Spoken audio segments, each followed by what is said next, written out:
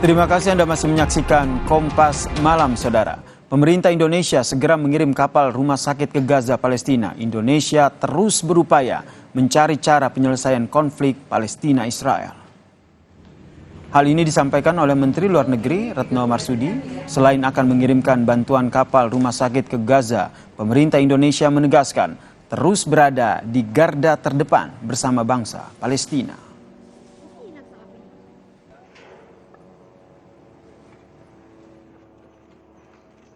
Sikap Indonesia sangat jelas, berada di garis depan bersama dengan bangsa Palestina memperjuangkan hak-haknya. Siapkan pengiriman kapal rumah sakit.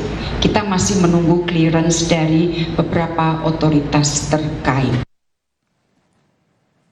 Terima kasih Anda telah menyaksikan Kompas Malam hanya di Kompas TV, independen terpercaya. Saya Yasir Nene Ama, pamit, selamat malam, salam sehat.